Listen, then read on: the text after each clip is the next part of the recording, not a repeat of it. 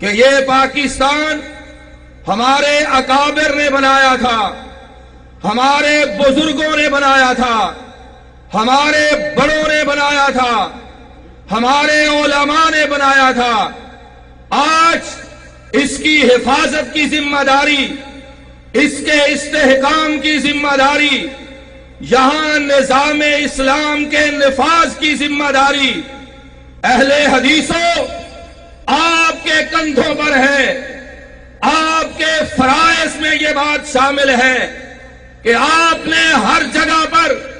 ہر میدان میں، ہر کوچہ اور گلی میں، ہر برسر عام میدان میں لوگوں کو یہ بات سمجھانی ہے کہ اے پاکستان کے باسیوں،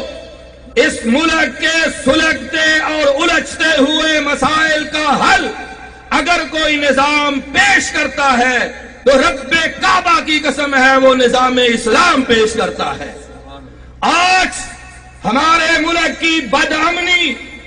ہمارے ملک میں فحاشی اور عریانی کا بہتا ہوا سیلاب،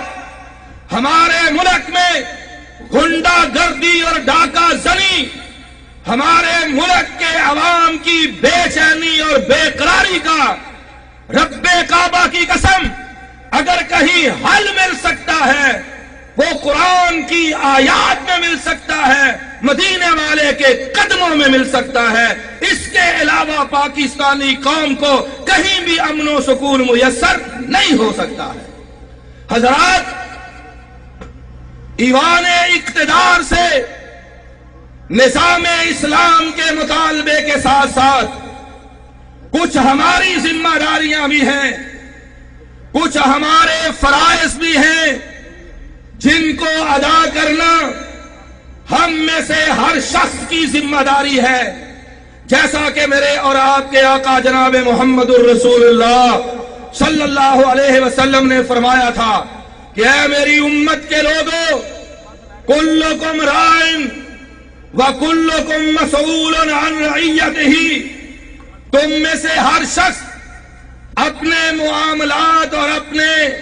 زیر کفالت افراد کا ذمہ دار ہے، ان کا محافظ ہے، ان کا نگران ہے، ان کی تعلیم و تربیت اور ان کو نظام اسلام کی برکات سے آگاہ کرنا اور ان کو اسلام کے مطابق ڈھالنے کی کوشش کرنا ہر گھر کے سربراہ کی ذمہ داری ہے۔ وَكُلُّكُمْ مَسْئُولٌ عَنْ رَعِيَّتِهِ، اور فرمایا لوگوں، کل قیامت کے دن تمہیں تمہارے زیر کفالت لوگوں کے بارے میں اللہ کے دربار عالی شان میں سوال کیا جائے گا، پوچھا جائے گا، گرفت ہوگی اور پوچھ گچھ کی جائے گی۔ حضرات، اس حوالے سے نظام اسلام کانفرنس کی اس کانفرنس کی مناسبت سے ہماری ذمہ داری ہے کہ ہم اپنے آپ، اپنے جسم پر اسلام کو نافذ کرنے کی کوشش کریں۔ اہل حدیث نوجوانوں، اہل حدیث بزرگوں، کبھی وہ وقت تھا، کبھی وہ زمانہ تھا جب تم دوسرے لوگوں کے لیے اسوہ اور نمونہ ہوا کرتے تھے۔ لوگ دور سے دیکھ کے کہتے تھے کہ بھئی وہ اہل حدیث آ رہا ہے،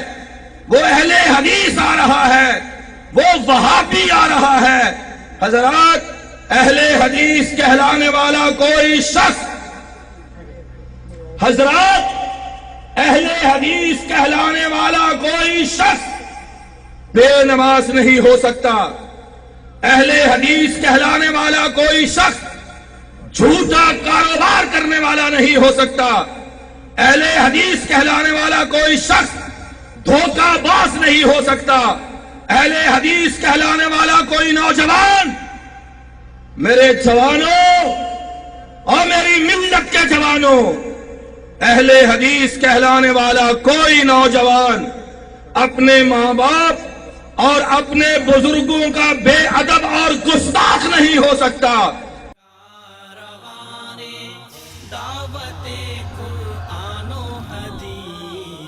مرکزی جمعیت اہل حدیث پاک پاکستان